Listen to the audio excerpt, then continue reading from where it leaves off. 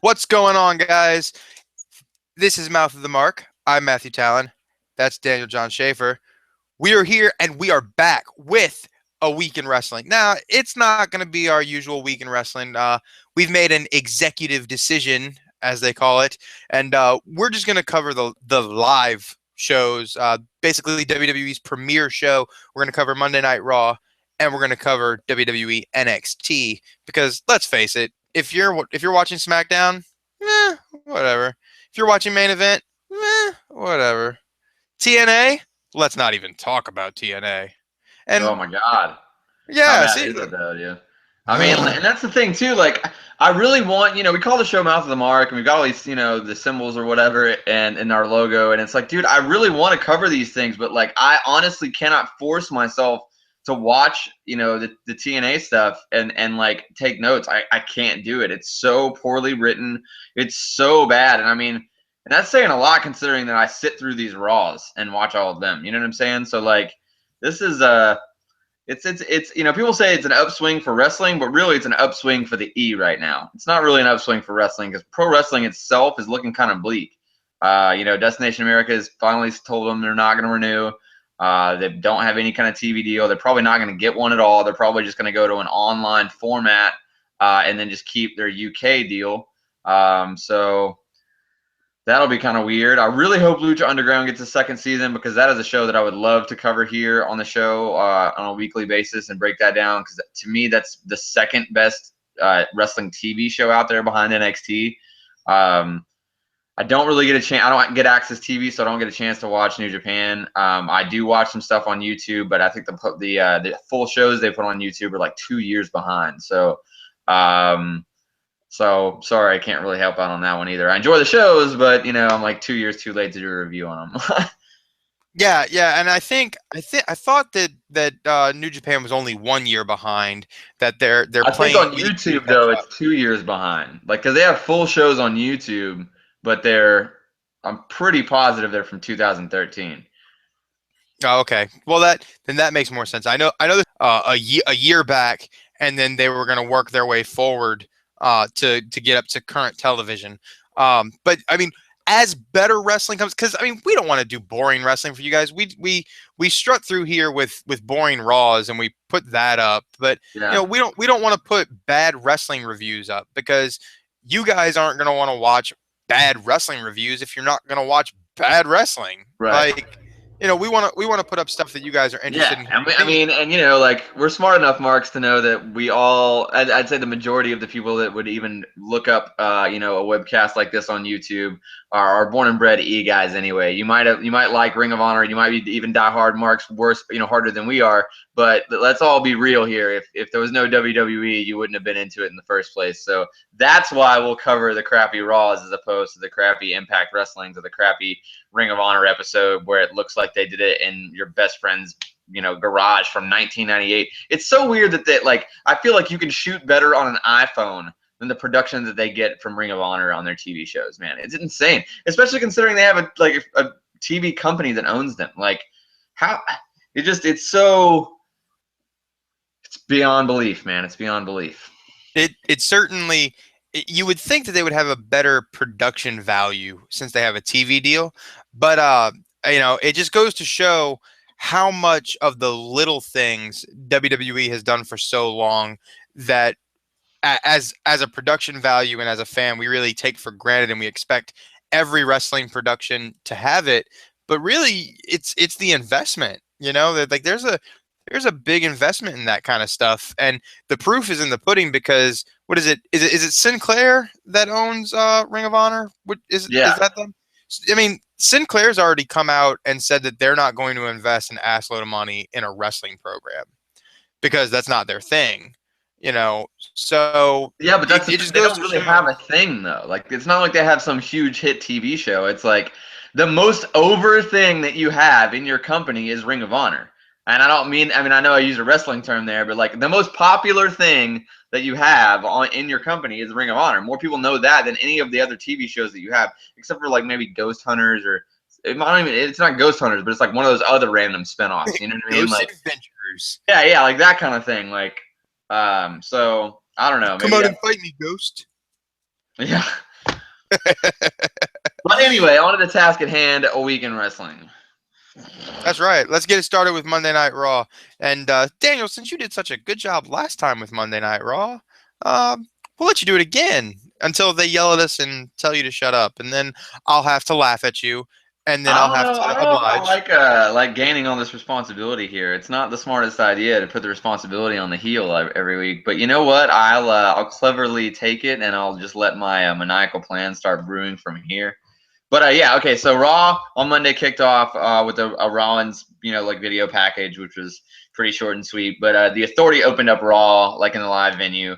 The whole season premiere thing with the promo, it kind of bothers me. Like I get that it's smart marketing to do it that way, but it bothers me because of Triple H saying it, because Triple H, I feel like one of the quotes that sticks out in my brain from like all the Triple H DVDs and crap I've seen him on is he's always like, there's no off season in the WWE. You know what I mean? So when he says there's no off season and then says the season premiere, and I feel like in the same sentence he kind of said that in the promo, or he said something like, and in a show that has no off season or a sport that has no off season or something like that, here's the season premiere, and I'm like, what? Like, how does that even make sense? Like, I don't know.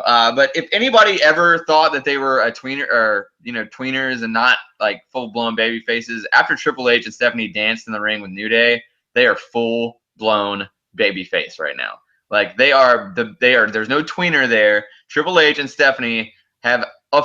It's so impressive to me that Rollins is enough of a heel that they have turned the Authority face around him, and he's stayed the most hated heel. That is like a huge accomplishment. I don't think anybody could do that. Like, I don't even think Stone Cold Steve Austin could have pulled that off. Like, when they tried to make him heel with The Rock at WrestleMania and joining McMahon and all that, like, I feel like that kind of fell flat because they still wanted to cheer him. It's like you just couldn't be a heel.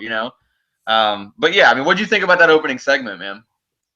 I I have the exact same thought as you because as soon as they started promoting it last week as the season premiere, my first thought instantly went to, you know, for the other 364 days out of the year, you hear nothing but the WWE has no off season. There is no off season. These guys don't get a break. Blah blah blah. They're away from home 300 days out of the year. Blah blah blah.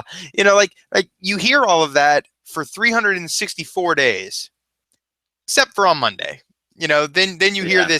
this season premiere stuff, and it's not like the promo bothered me. The entire marketing aspect bothered me. Now, I understand why they did it. I understand that Monday Night Football is here. Football season is here. You have the season opener for football, coming, and it's there's all of this competitiveness for viewership on TV because TV is dying slowly and painfully because of streaming and video on demand and all this stuff. Yeah. Like TV is on a decline, and I feel like you have to fight for those viewers that still have cable. Because let's be real, a lot of people bootleg their shit now. Well, There's dude, live. honestly, like what I see happening is I see all these networks just going into business for themselves. Like Fox itself will have like a 199 Yeah. subscription plan. You know what I'm saying? Like it'll just be like, I mean, I don't think it'll be. I think will literally be like $2 a month. I think that all the networks they'll probably all get together, like ABC, NBC, Fox, and like CBS or whatever. They'll probably all get together and be like, all right, $10 a month for all of us. Like that kind of Or stuff. or they'll do, and this is completely off wrestling, so we'll roll rabbit trail here. They'll have those big parent stations, and they'll offer $10 a month for their subsidiary company channels. Oh, Like, ABC will be like $20 a month, man, because it right, has because of all the ESPNs and all that, right, like, and all the right. Disney Channel stuff. So that'd be like, but I mean, I'd pay 19.99 for the ABC package. If Yeah, I why got not? every ESPN and I got every Disney Channel and I got the basic ABC and Chloe got ABC Family, I feel like we'd all be happy. So Right, but I mean that's what I'm saying. Like I think networks and I mean it's not syndicated programming is gone pretty much. Now it's all cable and stuff like that. And right, I think cable is on the same way out because of the technology era. And that's another reason why I don't get the season premiere thing. Like, you're not formatted like Lucha Underground. Lucha Underground can get away with a season premiere marketing standpoint because they record in seasons. Like, it's Yeah, legitimate seasons. yeah. So like Show's that's not on understandable. all year. Right. Yeah, Right. And it may play all year, but it's not oh, that's right, that term. Weekly episodic television. It's not that right, 365. You know what I mean? Like right. it's not. So that part kind of bugged me. I love the Dancing with New Day. Uh Although I will admit, every time I see Hunter dance, I swear I can't get the picture of him and Sean impersonating the McMahons when he did the McMahon dance Oh from yeah, the like the little 80s. Yeah, he did it again. That's his dance now. Like he yeah, adopted the McMahon dance, which yeah. just which just solidifies in my mind that Triple H is Vince McMahon Jr. because Shane's gone. I mean, That you know, sucks though, man. Dude, man, I read a yeah, blog. I read a blog like on one of the groups that I'm in, and it was this guy. Like it was just a thing to his webpage, but it was like, what would the E look like if it was, if Triple H and if Stephanie had been the one that had broken off and gone to work for a different company, and Shane had been the one that stayed, and now it was Shane running the show. Like, what would that be like? Would it be better or would it be worse? And I feel like part of me wants to say, like, I want to say it would be better, but if I really think about it, I think it would be worse because I don't think we would have NXT. I just that's don't just think it. we would have it. Would we have NXT? Would we have Kevin Owens? Would we have Finn Balor, Samoa Joe, Sami Zayn? Would we have any of these, as you are going to use in our future little segments here? Would we have any of our indie darlings that have come to Right. WWE? I don't think Shane would have invested in that. I think he would have stuck with Daddy's vision, which would have made it a lot worse. Um, Yeah. but going forward from that segment, though, I agree. Uh, if anyone had any thoughts about the Authority not being over as like faces right now, Yeah. you're on some special kind of shit, and just send some my way. Dude, and how about the New Day like Harlem Heat throwback tights, man? The How badass is that?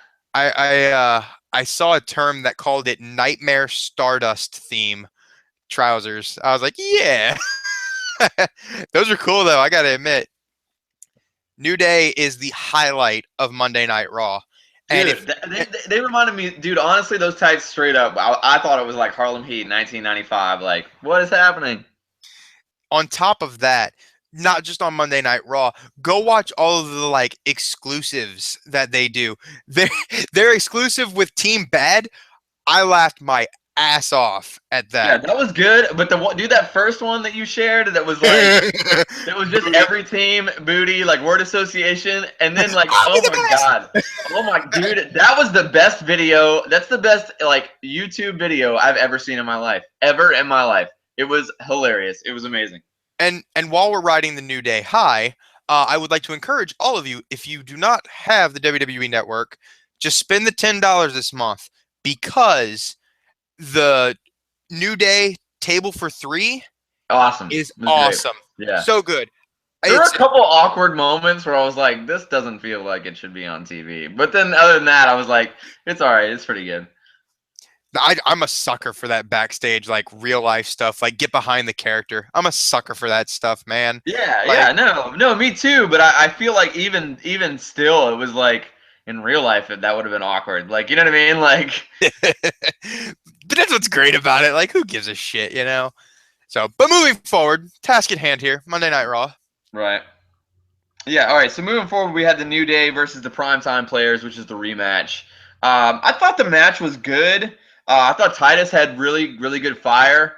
I felt like the finish was pretty over. I felt like both teams were actually pretty over with the Memphis crowd, especially I mean they don't call it like a Memphis tag for no reason. Like Memphis and Tennessee people in general, we love tag teams, man. I don't know what it is, but it's been this way like since way before like the Attitude Era tag team wave, like since the 80s, like when everybody loved Hulk Hogan, like tag team wrestling, like the Rock and Roll Express, the Fargo brothers when I was growing up, man, like tag team wrestling was top notch here. So yeah, man. I mean, they got over super super big, and it was weird too because I felt like the match, the crowd was kind of like it was like watching an Edge and Christian versus the Hardys match because they were both babyface teams by the end of it. You know what I mean?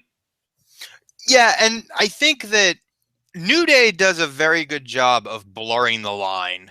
Like, they stay with heel tactics, but because, ever since the Attitude Era, it's cool to cheer the heel. So, even before the Attitude Era, that was cool. So, like, I just think that they do a good job of turning up the heat when they need to get over as heels, and then doing enough pandering both inside and outside the ring to get over as baby faces. Like they're a true tweener, but they're booked as heels. You know what I mean? Like, does that make sense? Like, they're tweeners in the eyes of the crowd because they do stuff they love and hate. I But mean, I think that they're just like Stone Cold circa '96, man. It's like he was doing his damnedest to be a heel. Like he really wanted to be a heel, and that's why that whole like Bret Hart face turn or like heel turn was so awkward because it was like they were just literally doing what like was written for them in a script to be face and heel, and it was literally just the crowd booing the face out of nowhere because they loved Bret Hart before, and then just cheering the heel. Like I feel like New Day is a prime example of like they are heels, they act as heels, they work as heels, but they're everybody cheer. I mean, I don't care what anybody says. Nobody's saying New Day sucks anymore at any arena. Everyone's saying New Day rocks, dude. Everybody is doing it. Even the casual fan, even the guy in the Cena, the little kid in the Cena shirt loves New Day. So it's like It's weird because you're right. Like they're working straight heel tactics, but they're also 100% babyface to me. So it's not even really that tweener level because they're really just doing both really well. You know what I mean? right, no, I agree, and I think the tag match itself was great. And I've been saying it for a while. You didn't agree with me at first, and you might not admit it, but I thought if you would have asked me the first time the primetime player spit who the other guy would be, Titus O'Neil would have been the other guy, and Darren Young would have been the guy. Yeah. Now, like what, 4 years later, 3 years later, it's been a while, 3 years. but so 3 years later, I think Darren Young is going to be the other guy, man. I think Titus O'Neil, and I mean I don't think they're going to go anywhere. You know what I mean? Like they're not going to go higher than they already are. Like they're older, they're kind of late in their careers at this point. But I think if like Well, Titus is. well, yeah, but like I don't, you know what I mean? Like if there was one that had to be singles, I think the E would push Titus to the moon, but I think they missed their opportunity on that already. And I like the Primetime Players as a team. I think they're a true tag team, not like Edge and Christian or the Hardys true tag team, but I think they're one of those teams where neither of them will truly survive without the other. You know what I mean? Like No, yeah, I would agree with that totally. I mean, I don't know though. I feel like Darren's got a good amount of time left. I think that he is going to end up. I agree that right now in the team, Titus is the guy. I mean, I don't think anybody would deny that. Right now in the team, Titus is the guy. But Titus really isn't much better than he was the first time. And you know, they really did try to push him the first time, and he botched a lot of matches because he really is not that good. Like that's the thing. Like he is a great tag worker, but he has to have breaks. Like when he's a singles worker, he gets blown up quick. He forgets spots. I mean, that's who he is. I mean, so primetime play, they're going to be around as a tag team for a long, long, long time. They're not going to. I don't think that they'll ever get broken up. I think that the WWE will treat them like they're like they're the Dudleys. You know what I mean? Yeah, they're gonna be a ride off tag team. You know what I mean? Like they're not gonna fall off and then go singles again. I don't think. Um, and maybe it's just because Titus is getting the hot tag. You know, because he just gets his comeback, he gets his fire, and that's it. And maybe we're just I'm being casual fan about it, not really being like super mark about it. But and it could just be his intensity in it because I mean I know he gets tired after long matches. I've seen the guy work singles. It's just like what I'm seeing now is quality from him, and maybe that is because he's in a tag team. But I think it's just that they've gotten over. I just like what I'm seeing, dude. I like what I'm seeing from the team. I'm glad that New Day went over because we're gonna get New Day versus the Dudleys, which I'm excited for that. That's gonna be sick. I mean, let's be clear here. Anything with the Dudleys is gold. And Oh, I agree. And dude, and I'm not down. I'm not downing Titus or the primetime players. I think they're fantastic as a tag team. I just think they're going to end up being like the Dudleys, where if they do get split up, I think it's already too late. Like I mean, the Dudleys, they had what, a 10 or 12 year run before they were ever even really in singles at all. Like, I don't think they'll get to that point. I don't think they'll get 10 years out of it. But I think that why would you ever break them up? Like, I feel like the ceiling on both of those guys. You know what I mean? now, Like, yeah. yeah. So it's like, it's just smarter. I mean, I love those dudes both. I think they're a great tag team, and I thought this match was great. But enough about that. What was the next spot? Oh, it was the Rollins Authority promo. Oh yeah, I forgot about the Rollins and the Authority promo. See, this is what happens when I don't take notes. They did the thing which pretty much led to Sheamus and Cena. The Conor the Crusher package is always great. I'm a sucker for it every time. Like, I don't, It's I don't because know. it gets you right in the feels, just right in Dude, the yeah. I mean, and now that I have a little guy, it's just like super intense for me. So love that they got that thing going on. That's awesome. It's great to see. That's an awesome thing to have on a great television show. You know what I mean? Like, it's great. I like that they're actually doing some good with their corruptness. But okay, now the next segment that was like a live segment was Miz TV with the Wyatts, and this kind of bothered me because I felt like it didn't need to be a Miz TV thing. It could have just been the Wyatts come to the ring to cut a promo. I felt like they just needed to put him on TV because he really didn't add anything at all to that exchange. I think that Harper reminds me a lot of '90s Cactus Jack, like '90 WCW Sting Cactus Jack, like. I thought Roman actually delivered a pretty decent promo. I thought the segment was great, but again, I just felt like, I mean, and I, Wyatt's promo was phenomenal. How is he not the biggest star ever, dude? How is he not the biggest star ever? Like, I think I think what they're doing here with just regards to Wyatt in general, I think they're scared, man. I think they're scared of the overexposure, and I think they're scared of that starlight dimming with that overexposure. You know what I mean? And I know that more than likely it wouldn't, but there's a part of me, like a small part of me, that's glad they're being cautious with him because that means that further along he'll mean more. You know what I mean? Like, and that's just the gears in my head turning for the future. Now, the supermark in me who is super high on Bray Wyatt says, no, you need to push that guy. Let him be like the number one heel in the company. Like, he's good enough on the mic. He's good enough in the ring. You know, a top heel, Bray Wyatt versus a newly babyface Seth Rollins would be fantastic. or a Um, face Wyatt. or a face Wyatt, like that would be good. But I, if you look at like this is like the opposite of Daniel Bryan. The Daniel Bryan method was like the slow burning flame. Like they refer to it as the slow burning flame now. When it was happening, everybody was like, "Oh, they're burying him! Oh, they're burying him!" They're doing the same thing with Wyatt, but from the opposite side. Does that make sense? Like from the heel side, they're slow burning him up, and I think I mean I'm pretty sure he's either going to be the number one heel pretty soon, or he's going to turn. But he's not going to turn with Roman working this program. That's for damn sure. He's Regards to not the going to turn segment, anytime soon, man. I think that they're going to build the Wyatt family. I think it's going to be more than just 3 dudes. I think that they might even get oh, to I agree. they might even get to 5 at some point. But Five was my I don't thought. think they're going to get bigger than 5, but I think that it might become a full blown faction, which would be great. And I think you hit the nail on the head when you said they're kind of scared, but I don't think it's of overexposure. I think it's that they don't feel like his character can really work with the PG style thing that they're doing, and they're not quite ready yet to go back to even a PG-13.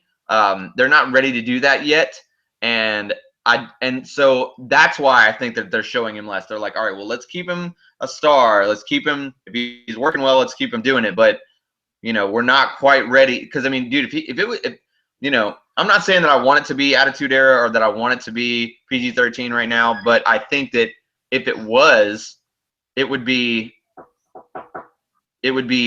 huge. You know what I mean? I think it would have to be a completely different thing.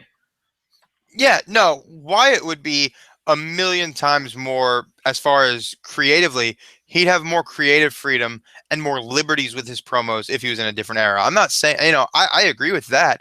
I just, I liked the Miz TV promo because I watched it from beginning to end, and I like the aspect of Bray is not just some, like I use the term flamboyant, but he's not just some reckless, ruthless madman. You know what I mean? Like he has his eyes on one target, and he's not worried about the other ones. Like you can tell with the whole like Miz, don't sit down because you're in danger here, and all this stuff. He's here to appease Miz, and going out and doing the little segment, but he's not just going to beat the crap out of Miz. You know what I mean? Just because Miz is there. Like, he has a purpose, and his purpose is to A, convey a message, and B, beat the crap out of Reigns and Ambrose. And I like that aspect of it. And I think it would be cool to have the Wyatt family as a full blown, like, power faction within the WWE. I think Yeah, when Eric Rowan comes back, I think he should come back as a heel with the Wyatts, and I think they should add one more. I don't know. I would say five is the limit. Five or four is really a good number for factions. You don't want to get too big. Um, but I don't know, man. And if you liked Roman Reigns in that promo, watch the exclusive where him and Ambrose are backstage during Raw, and they're trying to get like the mystery partner revealed. Hilarious. They're yeah, it both was good. It hilarious in was that good. promo. Yeah, I saw it too. But yeah, man. I mean, I agree. I agree. I think the smartest way to bring Rowan back in is to have him be the third guy and then turn on him in the match immediately. I think that would be the only, because I mean, everyone's gonna groan if he's the guy. I get that, but if you do it well and just have him immediately turn on him, minutes into the match, I think that that's the smartest way to do it. It may not be the most popular. People can disagree with me, but I think that would be the smartest way to do it. I watched a Comic-Con Q&A where Roman did a Q&A, and somebody asked, was like, is Eric Rowan going to be the third guy because he knows the Wyatts really well?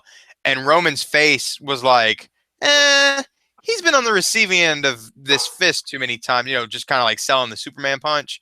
So I don't know, because Roman stayed pretty in character for that Q&A, which is weird because a lot of guys are really candid about the business during those Q&As. But I like this. I liked it. If you want to go check it out, it's all over YouTube right now. Uh, but I don't know. I think Rowan is sadly the only guy that like makes sense in terms of like background and all. Uh, I hope it's but not Kane, man. I don't think so, dude. I think J&J and I will get into this later, but I think J&J are going to come back and help Seth, and then Kane's going to come back as a babyface, and that's going to be who Seth works for Hell in a Cell in between the Survivor Series match. That makes sense. That's what I think. That's just a guess. I don't know anything. I don't speculate. That's just a pure guess on my standpoint because I've read a couple of things where I'm just like, well, maybe a couple of fantasy scenarios, but it makes sense if you spin it with J&J Security coming back. Yeah. Yeah. And then the segment after that was the Cena Sheamus match, which to me was pretty bare bones old school wrestling. All heat right to begin with. I mean, I didn't expect anything different from them. But if Sheamus doesn't have an official match at Night of Champions yet, does he? Not that I'm aware He's of. cashing in, dude. There's no way you don't keep him on TV and then have no match for him and he doesn't cash in. So that makes me think that they really might put Sting over on him and then have Sheamus beat Sting. Um, uh, Jesus Christ. but hey, but at the same time, it's gonna say in the record books that Sting was the WWE World Heavyweight Champion. It's a way to get the title on Sheamus, and the Smarks would be like, well, he did hold the title now, so it makes sense. I mean, I don't like that either. But if you're gonna put the title on the guy, now's probably the best time. That way, we don't have to deal with it for too long. That way we don't have to deal with it into Royal Rumble and next year's WrestleMania. You know what I mean? Like, let's go ahead and get this guy's title reign out of the way if you're gonna give him the belt. Yeah, but I guess the question is like, well, I mean, if Roman and them are going to be working with the Wyatts through Survivor Series, which I've heard that tentatively that's the plan, is Sheamus going to hold on to the belt long enough for Roman to go after Sheamus? Because I feel like by WrestleMania Roman's going to be champion. Like I feel like, they're going to like sneak Roman in there. Like they've kind of been riding this slow climb. He's been working really good matches. I feel like he's gonna be in that title picture again pretty soon. See, But I it's heard that the title plan at Mania right now is going to be the Shield triple, like three-way for the right, title. right, and that's what I've heard as But well. who has the title at Mania could be totally different. That's what I'm saying. Like it would be kind of cool if they did like Roman beats Sheamus, whether it's at Royal Rumble or something like that, and like you have the double flip over the rope with Seth and Dean at the end of Royal Rumble.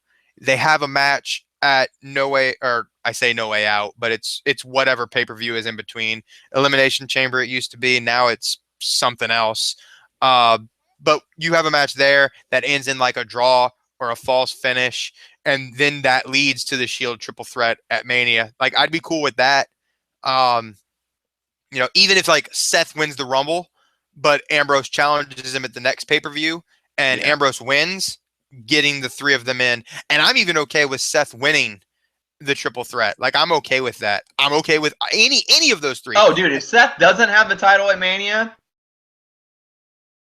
there's no reason for he should stay as long as he's delivering the way he is, whether he's a heel now or whether he's a face by then. If he's still the top guy, I mean, he should I at don't least know. be in the I picture. feel like I feel like they're scared though. I feel like despite Rollins' title reign, I feel like they're scared with the ratings the way they are. And that's not Rollins' fault, which we've talked about that at length.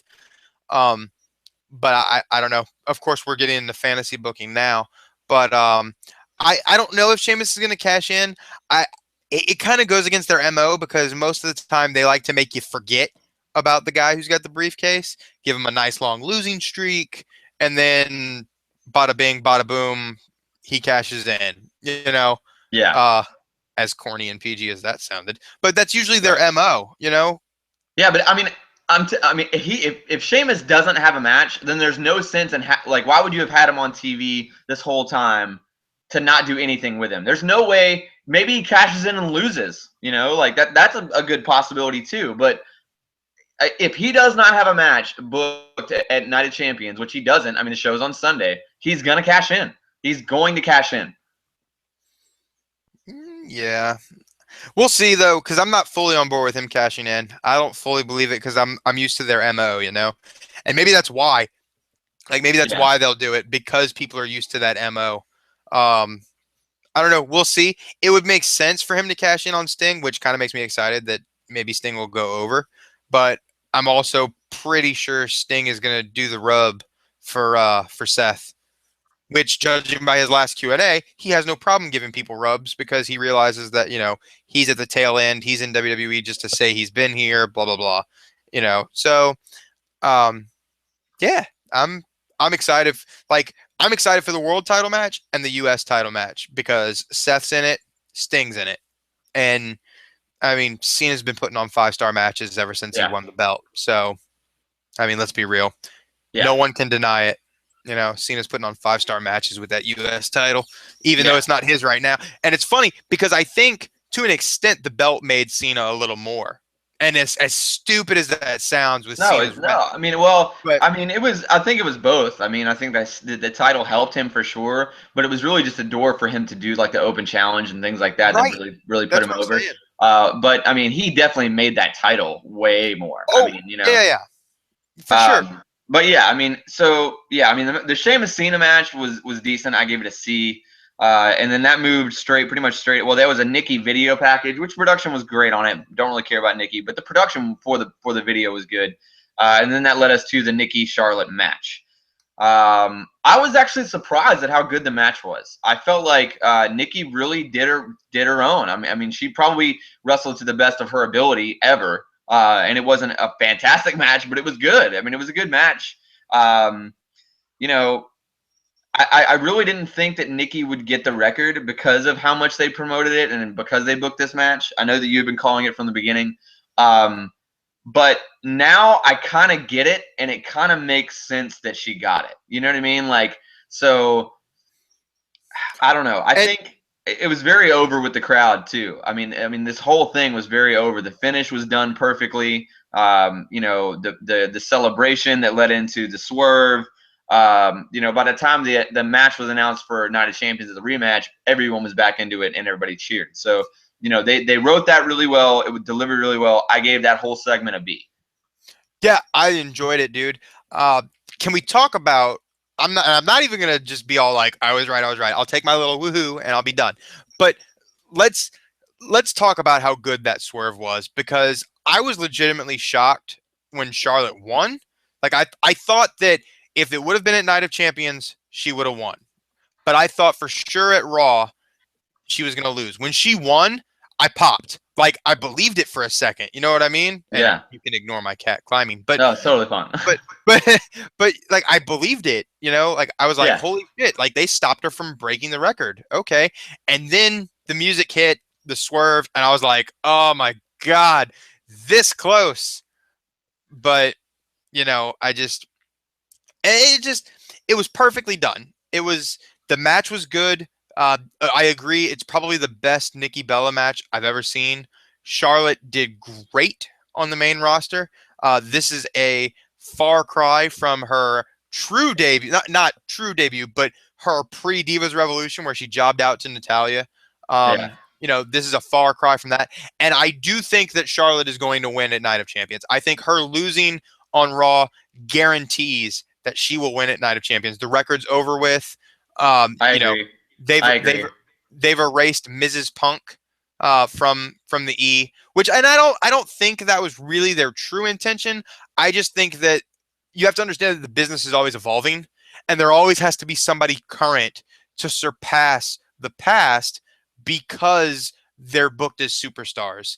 You couldn't give Punk a 3,000-day reign, but Right. No, I agree. you could market him as the longest reign of the modern era. Yeah. And that's a big deal. And Yeah, it is. I don't think there's going to be somebody that beats that. And I could be wrong. Seth may hold the title all the way until after Mania, and he'll be the new longest reigning champion. It's possible because they may have that much faith in Seth, but Well, they may just want to do that. they may. But records are made to be broken. And I don't care if you talk about Cena's backstage politics, if you talk about how Nikki does whatever favors for whoever, like I, that's all bullshit. At the end of the day, it's business. You are your character is your market. You know what I mean? You Yeah. do what you have to do to increase your stock and value. Yeah. I don't care who you piss off. You are a businessman or a businesswoman before anything else, because your character is your business. At Yeah. the end of the day, if you leave WWE, your name and your work is what sells you on the market. Yeah. So she can go out and say, hey, longest reigning Divas champion of all time. But she And won't. I mean, she's a no, life no, no, lady. no, no, no, no, no. But I If see she what you're leaves, saying. I agree. I agree with every. Yeah, I mean, I agree with all of that, dude. I mean, I get that, and and I think that you're completely right too. I think that Charlotte definitely goes over United Champions. Honestly, man, I'm gonna make my bold prediction right now. I literally think because of this, where this, that this Sunday is like week 2 Sunday or whatever, and it's also pay-per-view. I think that every single title changes hands at Night of Champions. Every single title. That's what I think. so getting a little further, just spoiler to get your opinion. You think Owens is beating Ryback? I think Owens is beating Me Ryback. too. I think that Charlotte's beating Nikki. That's going to make sense. I think that Dudley's are going to win here. Maybe drop it again at Survivor Series. I think that Cena's definitely taking the U.S. title back, and I think that there's probably going to be the Sting win and the cash in. Man, I know it sounds really crazy, but it makes a lot of sense. It might even get ESPN mainstream kind of content that Sting won the title. You know what I mean? Like so. It makes sense to do a big swerve right now. If this was 2 months ago, I would say this doesn't make sense, but whatever. But like dude, if they need network, they got a quarter that's ending soon. They want to up that. They got Survivor Series right around the corner. The NFL just started, and no matter what anybody says, the NFL and the UFC are their two huge biggest competitors to them in their mind. If they can beat them on a Monday night, if they can beat Monday Night Football, they're stoked. You know what I'm saying? So like, if you have that kind of measuring stick, and I feel like if if that happens, I think the Monday night game is like the Jets or something like that. So I feel like if they change every title, Raw could beat Monday Night Football, and that would be a huge like feather in the cap. So that's my prediction for the show on Sunday, man. I literally think every single title changes hands. The only ones that might not are probably Intercontinental or the tag team titles. Yeah, I think tag titles is the biggest one that has a chance to not change. But we'll get into predictions because I want to do a prediction show on Yeah, Saturday. yeah, If we can break away from college ball long yeah. enough, I'm totally which down with we that. probably will. Yeah, I can rewind my LSU game. yeah. So what was after that? It was Cesaro and Rusev, which really was not a match. It was just kind of, I think they got like 3 minutes maybe. Then Ziggler kind of comes out with a distraction. Ziggler maybe going heel, which would be cool with me, honestly. But I don't know. It was kind of weird with the whole plant, the gift, and it actually being like, at first I was like, oh, it's going to be a swerve gift, and it's going to be, I don't know, like something funny or whatever in like a little box. But it was, it was like this nice brooch or whatever, and it's kind of like, where are they going with this? They didn't really say anything else about it for the rest of the show. So I don't know. I was getting kind of tired of that angle, but I feel like they are kind of getting my interest back by not overexposing it on this Raw. Um, and to me, like when I first saw Cesaro and Rusev come to the ring, I was kind of like, why are they having this match? Like, I know it's a face versus a baby, but it's like this almost seems like a superstars match. Okay, it doesn't make sense why it would be here if it's just going to be the two of them actually having a normal match. Not that they're not both great workers and it would be a great match. It's just that it didn't really make sense storyline wise. So having Ziggler come out with the distraction for me was actually, I was okay with it. I was like kind of glad that's where they took it. So I mean, I gave this the whole segment, and I'm including the backstage segment that happened after, all in one. And I gave it a B minus. I think that they kind of redeemed themselves. It's almost good that Lana wasn't on TV. You know what I'm saying? That the focus was pretty much Ziggler and Rusev. You know what I mean? Do you think that they're changing direction because of Lana's injury? Because Oh yeah, for sure. I certainly thought before the injury that they would have kept Ziggler face and maybe turned Lana back heel to get back. Because I think she's going to get back with Rusev regardless. Yeah, I think so too. Because I think And I Rusev think it makes sense. It makes more sense to turn Rusev face than it does, turned Lana heel. to try to turn Lana heel again. Because you kind of got a hot thing going on with that. So. Well, and then also, I think Rusev really suffers without her. Summer Rae is not the mouthpiece that Lana is, and Rusev doesn't need a good-looking girl. Rusev needs a mouthpiece. He needs someone to bridge that gap or enforce that vile feeling. And Lana does great with both sides. The only reason my interest is back into this angle is because I'm hoping they're getting resolution. I don't think they're going to work a few more months. I think they're going to work this and maybe a Raw after, like to finish explaining it, and then I think that'll be it. Like these two need to stay away from each other after this because it's been going on so long. Even without Ziggler on TV, it's been going on so long that after this, they really need to just go away from each other for a Yeah. little while. Yeah. And then that whole thing just kind of led on into the main event, with the whole Big Show Sting match that kind of turned into the Big Show and Rollins versus Sting and Cena.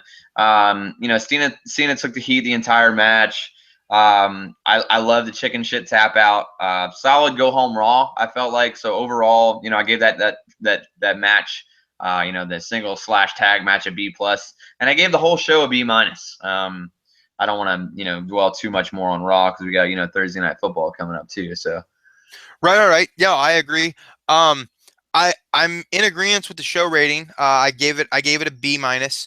But I will say that I enjoyed I thought it was smart of WWE to put Big Show with Sting. I know a lot of people didn't like that match idea, but Big Show's a guy that Sting is familiar with. Big Show's a guy who is notorious for working safe with most people. So I thought it was a smart booking with Sting. And then the tag match, once it got turned into a tag match, we all knew what it was. Sting was going to sit on the apron. Sting was going to get the hot tag. Sting was going to go over or get cut off at the end. Yeah. But it's Sting. Sting's Yeah. not going to get cut off at the end. You know what I Right. mean? Yeah. It was great. I mean, and the finish was great. It was it flowed really well. All guys did their parts. Everything was smooth. The timing was good. It was good. You know, it was a good, solid main event. It It was a was. good first Raw match for Sting, for sure. It was certainly, and the off-air segment with the cancer survivor kid was adorable. Yeah. So that was cool. I marked out more for the Sting glove than the John Cena headband, but whatever. Yeah. You know, because I mean, how many headbands does he use for bicep straps? You know, but Yeah, how I many? think he wears 2 on each arm, so like 4 Right, total. but how many Sting gloves are going to get thrown out? You know Right. what I Yeah. mean? Yeah. Like Very, let's be real never, here. never Right. really. So. Right. So let's be real here. But let's move on to NXT though. You got to be ringleader for NXT. It's my turn. I mean for Okay. Raw. So I get NXT. Let's Okay. just leave it at that. Um, so we started off NXT, and for a quick rehash, for anyone who didn't watch NXT live, they played a bunch of commercials before of stuff that's coming up on the network. Table for Three is now turning into a weekly program. I thought I would hit on that because they showed some cool cameos of cool trios. I think one of them is Cesaro, Owens, and Ambrose. Like, I think Yeah. that's one of them. And I was like, ooh, gotta watch that one. Not missing it, you know? So, Yeah. like, you know, just because those guys have got to have some cool stories from being like indie guys for so long, you know. Yeah. Totally. So that's cool. Beyond the Ring, Famous Factions looks good. I'm excited about that. I'll be watching that for tomorrow or Friday, depending on when you guys are watching this. I'll be watching that on Friday. But is it just me, or is Tyler Breeze like always opening NXT? Like always? Yeah, Like pretty much always, and that sucks. But I mean, I've also heard that he's the next guy to come up. Like no matter what, he's like the confirmed next guy to come up. So, I'd be cool with that. I'd be cool yeah, with I that. mean, and I think that that's kind of why they interjected Rose into that first like opening thing. I think they're gonna make it a 3-way type thing there, and I think they're gonna push Adam Rose off on Dempsey, which makes sense. But I did feel like the first opening segment was kind of lazily booked. Like, it Dude, just, so bad. Like, yeah, and I mean, love the talent. All 3 guys, love them all. But it was the booking. I mean, for NXT, it felt like a raw creative moment. You know what I mean? And didn't it was it? just, yeah, it just wasn't. It wasn't good. It wasn't good. The crowd saved it. The crowd Yeah, saved it because let's be real, like a indie crowd, which is exactly what NXT is. Those crowds make promos. You know what I mean? yeah, And totally. you know, one of my nitpicks was that Bull should have shut up after he got slapped. Like for him to have the mic and say, "Well, I guess you don't play that way," or whatever he said. You know, that ferocity that he showed after Breeze bailed, like he should have had that right from the slap and then Yeah, just tore through him. Like, you know, but that's nitpicking for me. Um, After that, Breeze did his little segment with his selfie stick where he accepted Bull Dempsey's challenge. Another nitpick there, it annoyed me that his camera was just set on taking a photo. Like Periscope that shit or something, you know? yeah, Like like like just do something with it, you know, to make it seem more real because yeah, like Hunter says, we're in the reality era, yeah. so it needs to feel real. Ty Dillinger versus Danny Burch was the first match. My logic here is that Dillinger lost to Apollo Crews, then Yep. Danny Burch lost to Apollo Crews. Now we're getting Dillinger versus Danny Burch. Right. Yeah. So are they going to do an angle where Dillinger does a redemption angle with Apollo Crews? That would make Like, sense. I mean, you know, and that's fine. Like that'd give Apollo another match for Takeover, and hopefully they'll get more time than that squash match that they had. Because I like Dillinger's work, but I wrote on here. I know we talk about indie darlings a lot, but that's exactly what I see Dillinger as. That perfect 10 thing will not get over on the road, I don't think. No. And then again, because I say it, it's so stupid that it will get over. Like No, it it's not will gonna get get because over. I say it. It's not gonna But get over on the main roster. There's I no way. said There's in no way my that gets over in an arena, dude. There's just no way. no, Like, I don't think so. I mean, the yes thing, the reason why that got, they're like, oh, well, yes got over. It's like, yeah, but he did that for years before it finally got over. You know what I mean? I Yep. mean, he did it for years. Like, so. Yes got over because he got over, not Yeah, the other way around. right. Exactly. Yes. You know. Prime example. Same thing with the What Chan and Steve Austin. Steve Austin was already Yep. a legend before What started. You know what I mean? Yep. I mean, if somebody, if you know, like D'Lo Brown had done that, no one would still be doing it. You know what I mean? Like, I don't uh, know. D'Lo's head bob got over for a while. yeah. Well, D'Lo's head bop will always be over, but I'm talking uh, about like one-liners and that, catchphrases or whatever. But right. So Dillinger and Birch was an okay match. I didn't dislike it and I didn't hate it, uh, but it was a weaker point of the show for me. It was a weak start for me. I gave it a Um, C. Yeah, I gave it a C. yeah, I mean it wasn't above average, like which is weird. Like I feel like calling it a C and calling it a weak point in the show, that's really unfair compared to what we rate Raw. But for NXT, it's just a super letdown for a opener. Yeah, for Um, sure. After that, we had Corbin and Rhino do a short and sweet little promo. I liked it. I'm starting Yeah, to like Baron Corbin more and more as I watch him. agreed. Um, he's staying really simplistic with his heel persona. I like him like a million times more as a heel than as a babyface. Let's Yeah, just be clear with that. Um, I marked out right after that promo though because WWE just signed Kana yeah. and she's coming in as Asuka. Yeah, yeah. It, Oh my god. It but looks so epic. but like how fucking quick, dude? Like they just announced that they signed her, and normally they do like 6 weeks without taking a single bump. But I think it's only been 2 weeks since she got signed, and she's coming next week. Yeah, So but with like an international signing like that, it was the same thing with Hideo. Hideo and Like Finn waited 6 weeks too. They waited, and yeah, no, I know, but I'm saying like Hideo and Finn started their talks what like months before they signed. And I think with Azuka, because of Hideo and Finn, I think that it was like they had already had those weeks and weeks and weeks, because she hasn't been wrestling on New Japan, and I want to say about 6 to 8 weeks. I think it's been almost 2 months since she worked a match there. So okay, for her, I mean, like we didn't know about her debuting, but in actuality, that time frame has still kind of been there. You know what I mean? right? Yeah, and I guess, and it could just be that they waited to like announce the official contract signing. Like she could have just been chilling at the performance center, getting her time in down there, But whatever. I'm not bashing it because I mean the chick can work. So like it's good that they're bringing in premier women to wrestle and replace the four horsewomen rather than just bringing in guys to replace the big guys that are leaving. But after that, Agreed. we had Apollo Crews versus Solomon Crow. And my first comment on this was that Apollo Crews finally gets a match that he's going to get some time rather than just a squash match. And I kind of felt disappointed by it, but I like that they're turning Crow kind of heelish.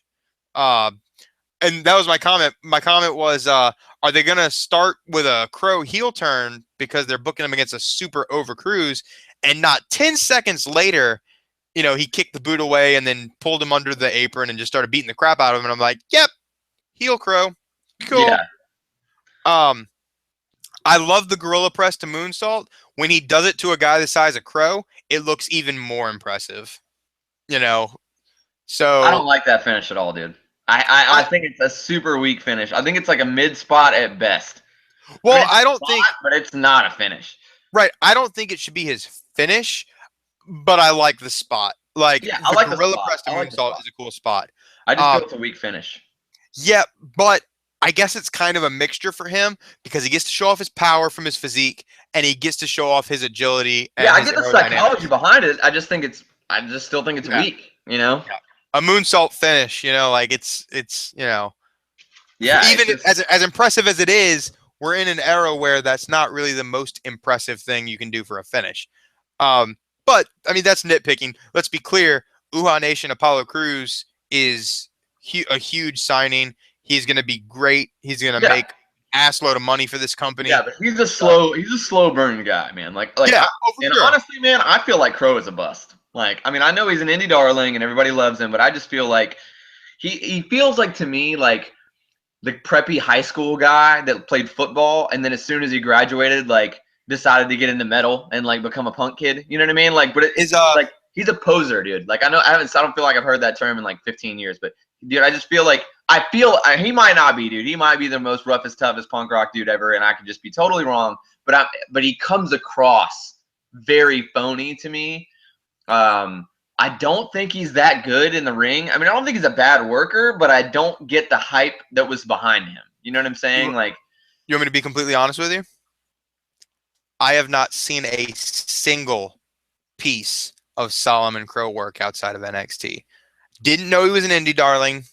Just he's not one of the guys that I kept up with. yeah, I can't. Um, I'm not into him. I feel like me I neither. did see some of his work in Ring of Honor, but I don't think it was even in Ring of Honor memorable enough for me to be like, oh, that guy's good. You know what I mean? Like, so and at the same, how we were just talking about, like Dillinger getting over earlier and how like that whole Danny Burch thing making sense. At the same time, to me, it makes Cruz look, because he had such a close match where he barely beat Dillinger, in his opening match. And then he beats Burch pretty easily. And then he kind of has another tough match with Solomon Crow. And it's like, that's why I feel like Apollo Crews is going to be in NXT for a long time. Like, they're going to build Which the he's slow young, burn. Like, he's going to be like Aiden English, where he's been on TV forever and ever and ever in NXT. Like, I but think he's that's what they're going to do with him. but he's a young guy though. Like compared to the new signings that they've been getting, Cruz Yeah. is a young guy. So like Yeah. he can afford that time to really season himself up to the WWE mentality and then go to the main roster and he'll stay over the whole time because he is an indie darling and they're just going to call for it and call for it and call for it. And when they finally get it, it's going to be huge. I'm telling Yeah. you, he is going to make this company a lot of money. Period. Oh Um, yeah, for sure. I think he's great. I'm just saying the way that they're booking him and the way he is right now, he's a lower to mid card guy at best. And well, agreed. and honestly, that's just saying like just how huge some of the angles in NXT are. You know what I mean? So like that's not a knock necessarily on him. That's almost like a plug for NXT. But Right. Let's be clear here. We're not talking bad about Apollo Crews. no, It's no, no, no, if no, no, no. anything, it's more about how he's being booked. Right. And that's understandable considering the angles going on right now with the Yes. Dusty Rhodes Classic, the Yes. NXT title, the women's title. There's a Yes. lot going on in NXT with only an hour of programming. So, but every match means something. Yes. And that is so important. So important. Um the Tommaso Ciampa and Johnny Gargano promo was after that. Just like the Corbin and Rhino one, it was short, sweet, to the point. Typical, like really short one-liner babyface promo. I liked it for what it was. Followed by my worst point of the night. Can we talk about the Dana Brooke and Emma promo for a minute? How awful it was. Dude, so bad. Like And you know what I the worst can't part even is? like. I feel like I've said it so many times, but she's like, I mean, my eyeballs hurt every time she comes on my TV.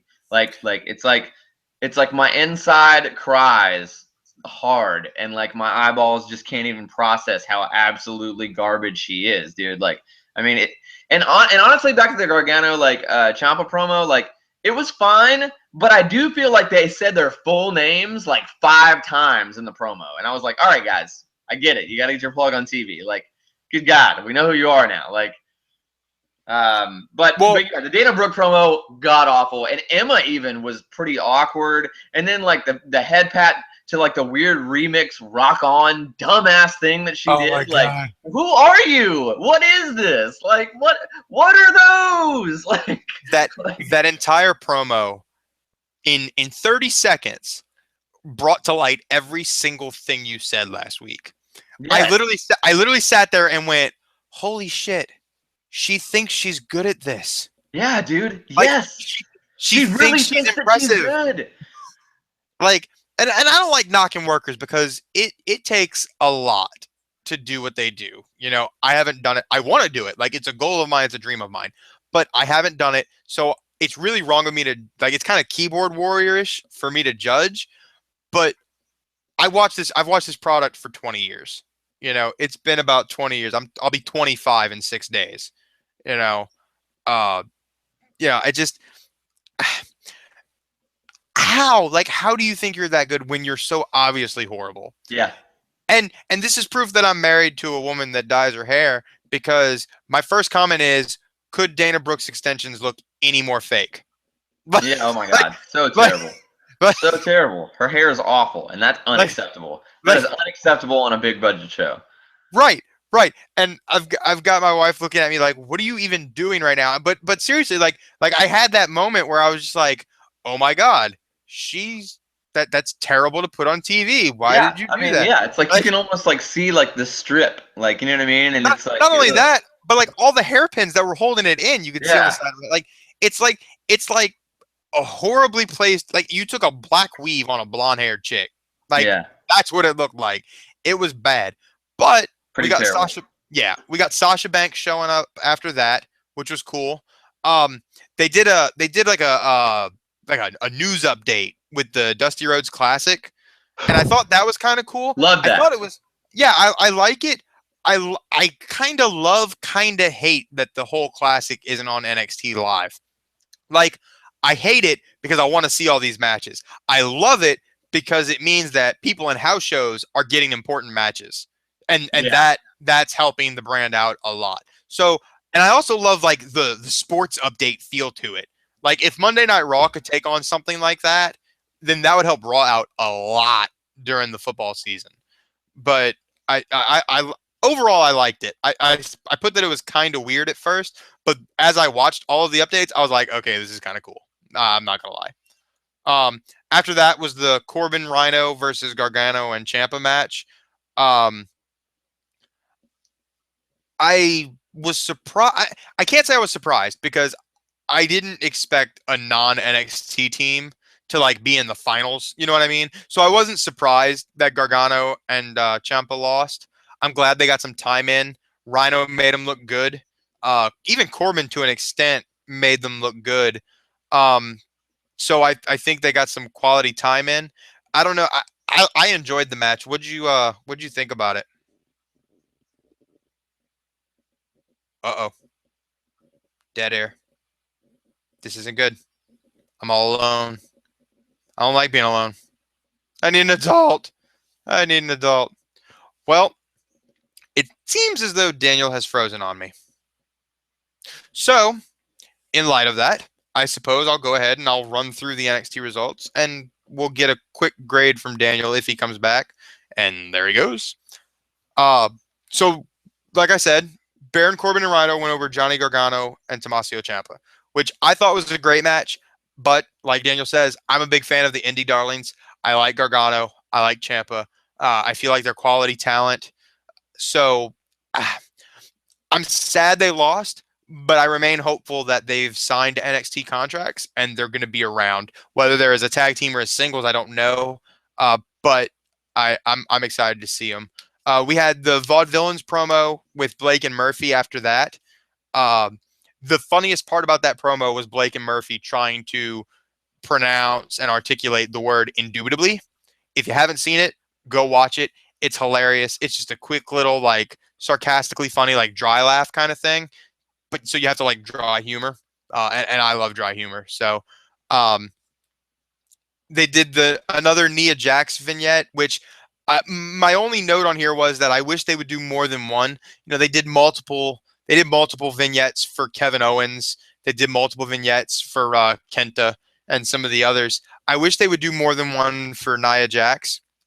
But I mean, I can't complain too much because I just hope that she's as impressive in the ring as they're building her up to be. Um, the the Bailey promo before her match was a perfect feel good babyface moment. Perfect, utterly perfect. You know, the whole coming down to the ring with a title, pulling Izzy, I believe is her name. It's like her biggest fan, pulling her into the ring. You know, doing the taunts and all to the entire NXT crowd with her. Perfect. Picture perfect. I even put in my notes, I said, pay attention, people. This is how you stay over as a babyface. It's a cool feel good moment. I feel like if Connor, you know, I feel like if Connor could have done it, Daniel Bryan would have done it with Connor. Like that would have been a cool thing, you know? Um, yeah. So Sarah Dobson is a new diva in NXT that debuted in a little squash match with Bailey. Uh, Sarah Dobson in a quick squash match looks better than Dana Brooke, Eva Marie. Forget the names of the other two chicks that those two divas respectively have squashed in the last 2 weeks. Um, but yeah, Sarah Dobson looks pretty good. I hope with some polishing, she'll be the next kind of like kind of upper diva, but we'll see. Um, the biggest news out of this entire thing, this last promo, guys, at NXT Takeover, we're gonna have Sasha Banks versus Bailey in an Iron Woman match. Can I just express how awesome that is? Like, I popped so hard during this promo. The promo was fantastic. Sasha was good about bringing you in as like a, she's getting the pop for the respect, the babyface pop, and then she just turns it around and she's like, "No, I'm the boss." She just delivered so well.